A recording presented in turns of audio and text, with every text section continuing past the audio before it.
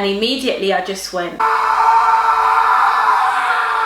that has to be the biggest effort I have ever made.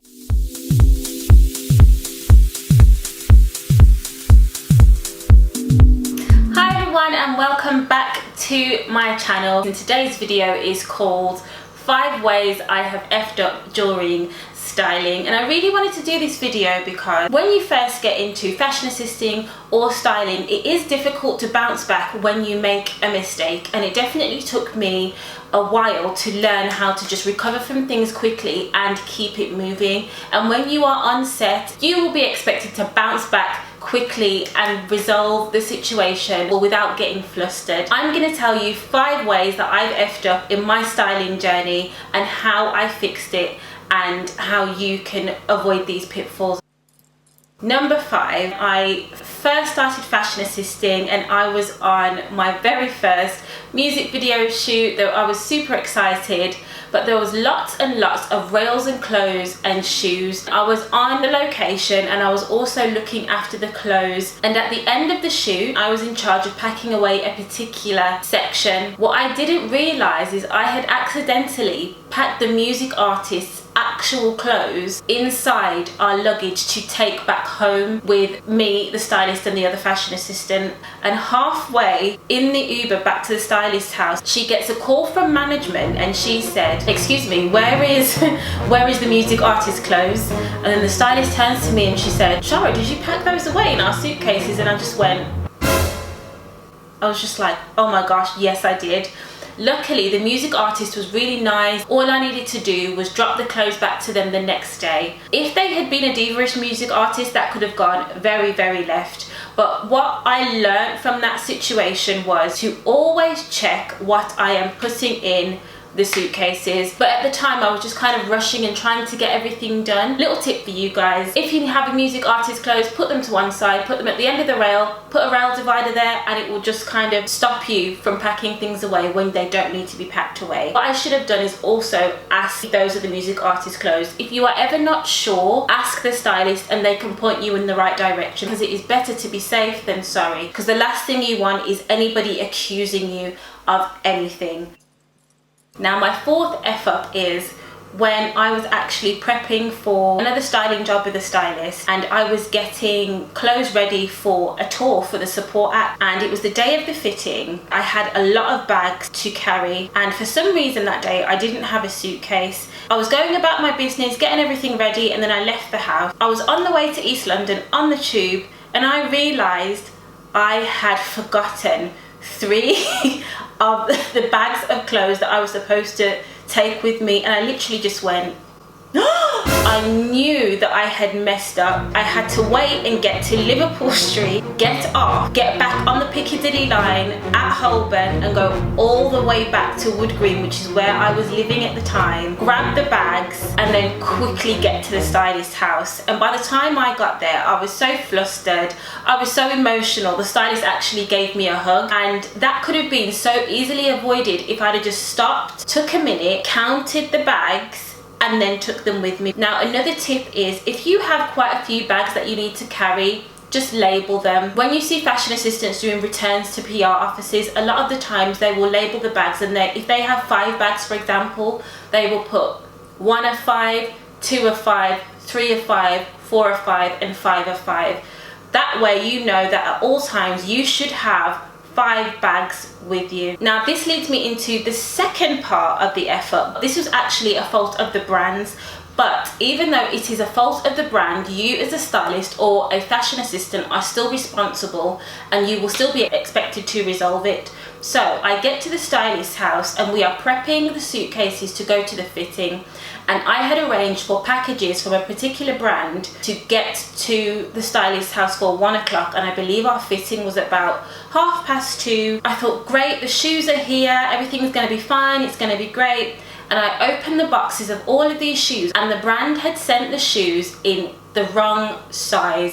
Every single pair of shoes that I had ordered were in the complete wrong size. They were going to be far too big for the music artist.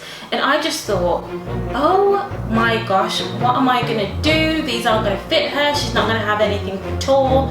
And then the stylist said, don't worry, I can see you're starting to internally panic. Don't do that. What we will do is we will take these to the fitting and we will explain to the artist, but we're going to get you to try them on for the fitting. And by the time the tour comes around, we will have the right sizes for you. And I thought, perfect. What you want to do is you want to always go see your client with the solution first. Don't ever approach them with the problem, because you always want to make sure that you are in control of the situation. So we went to the fitting. The artist tried the shoes on. They didn't fit her, but we could see which direction we wanted the outfits to go in with these shoes. And then I just emailed the brand. I asked them to send the correct sizes. They were very apologetic. They let us keep all of those shoes and they sent us extra shoes as well, which was great. Effort number 3. I was actually interning on a TV show and I was actually on a shoot with the fashion producer at the time. I had spent all day with her, and when there is this photo shoot going on, if there are multiple looks and you are a fashion assistant, you will be expected to take note of all the outfit credits. We had about 6 looks that we were shooting on that day. I had made notes of all of these in my phone, being a typical millennial. The problem comes when we both get in the car and I am trying to copy and paste the credits over to her. Then all of a sudden the Uber goes over a bump and I have pressed select all, and I go to press copy, and instead of pressing copy, I accidentally press delete. Listen.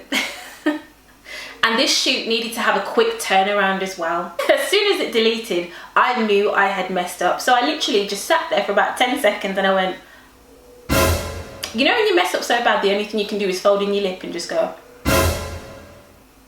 Because she was sitting right next to me as well. And in my head, I was trying to think of how I could just resolve this, because she needed these credits so that we could get the Vox Pop done and get it up on TV the next morning. Luckily for me, I have a really good memory, so I knew which order the looks had gone in and I knew which pieces made up each outfit. So all I needed to do when I got back to the studio was get the outfits out again and write it out. There is something to be said about having a notepad and a pen. I know that doing everything on your phone is much quicker, but if you have a notepad and pen, you can just write things down in black and white. It's there. That way, if anything happens to your phone, if it dies, if it goes missing, I'm telling you, when your phone fails, your notepad and pen will not. Now, my number 2 F-up is when I was working with this stylist who I'd never worked with before, but it was for a massive television show that was being filmed in Westminster, and this stylist was hardcore, and when she asked you to do something, she wanted it done within almost an impossible time. Anyway, I got sent on an errand to go and get something, and I had to get it in a size large to extra large. So she said, you've got 20 minutes to do this, you need to get back there and back in 20 minutes. So I get there and back and I'm like, oh, this is going to be fine. Done it in less than 20 minutes, and I get literally 2 minutes away from the venue and I stopped and I just said, Shara, you didn't check what size it was. And I'm literally taking it out the bag to check, and I'm praying, I'm thinking, please let it be a large to extra large, please let it be a large to extra large. And I take it out the bag and it is a size small to medium. I know that I now have to go upstairs and tell her that I have got the wrong size. So I've gone upstairs and I've said to her, I've got to go back and change it because I've got the wrong size.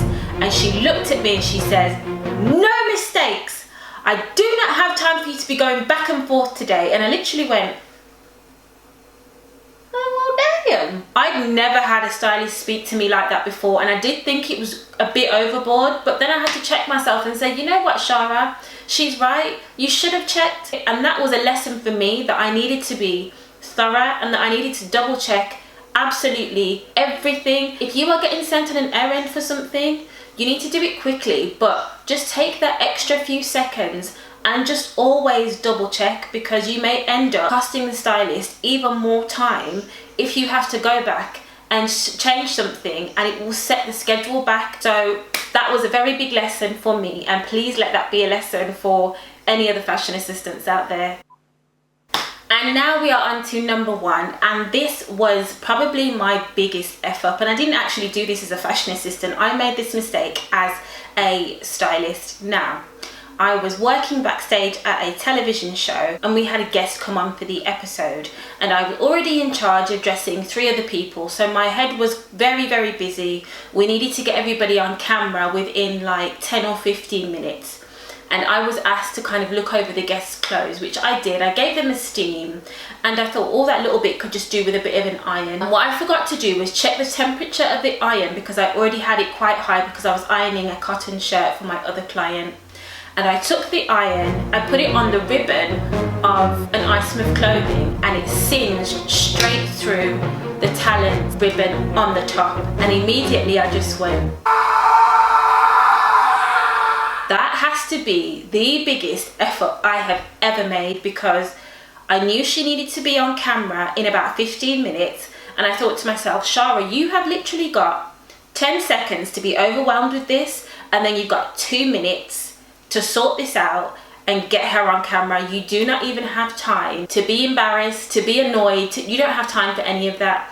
One thing you don't want to do is show panic to your client, because if you panic, they will panic, and you want to keep them as calm as possible to be able to keep doing their job. I took the top over to her and I explained, I said, this is what's happened, but I can stitch this back together for you for the time being for filming, and what I can do is I can source some ribbon and I can have it repaired for you by the tailor, and I can have it sent back to you to your studios to arrive to you by 1:30 in the afternoon on Tuesday.